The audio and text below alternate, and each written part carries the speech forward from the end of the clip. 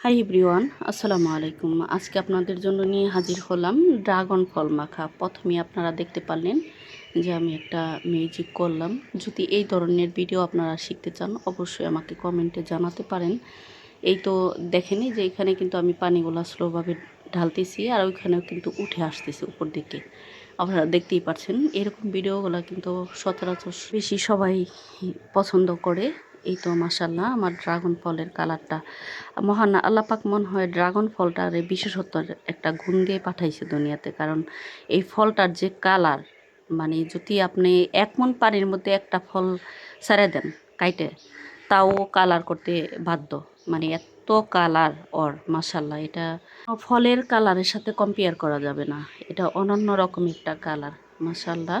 আমি cube cube করে কেটে নিয়েছি। এটা দিয়ে আজকে আমি বানাবো আপনাদের জন্য ড্রাগন মাখা রেসিপি।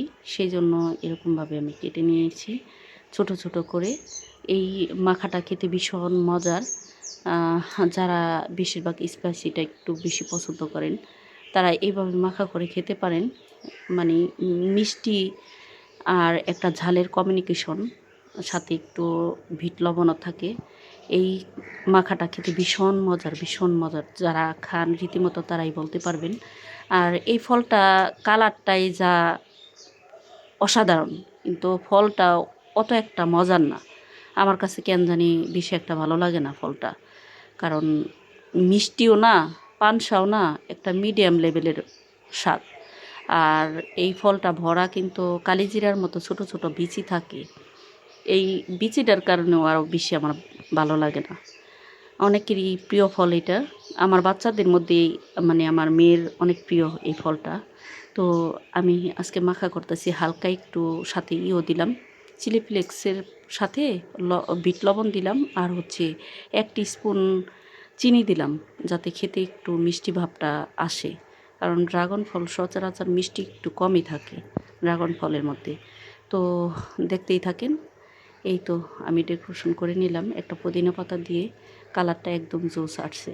আর তেমন একটা কালার বোঝা যাইতেছে না, কারণ আকাশের ওয়েদারটা বেশি একটা ভালো না। 5-6 দিন যাবৎ প্রচুর পরিমাণে বৃষ্টি হইতেছে, অন্ধকার। তো আমার তো কোনো হাত নেই, আল্লাহ পাকের ইচ্ছা। এই তো আমি টুথপিকের সাহায্যে আপনাদেরকে দেখিয়ে দিলাম। খেতে এত মজা, বিশ্বাস করেন গাইস। অবশ্যই আপনারা বাসায় ট্রাই করে খেয়ে দেখবেন। দেখে অবশ্যই আমাকে কমেন্টে জানিয়ে যাবেন যে আমাদের মাখা ভিডিওগুলো কেমন হয়, বা আমাদের মাখা দেখে আপনারা বানিয়ে খেয়ে মজা পাইলেন না পাইলেন সেটার রিভিউটা দিয়ে যাবেন। তো এই তো আমি আপনাদেরকে একটু আমার রঙন ফলের সামনে ফলগুলাকে পোজ দিয়ে দেখাচ্ছি। আপনাদের সাথে কথা বলতে বলতে আমার ভিডিওটা শেষ পর্যায়ে চলে আসলাম। আমাদের নিত্য নতুন ভিডিও পেতে আমাদের চ্যানেলে চোখ রাখবেন। সবাই আমাদের চ্যানেলটাকে সাবস্ক্রাইব করে পাশেই থাকবেন। আর সবাই আমাকে সাপোর্ট করবেন। আশা করি ভালো থাকবেন। আল্লাহ।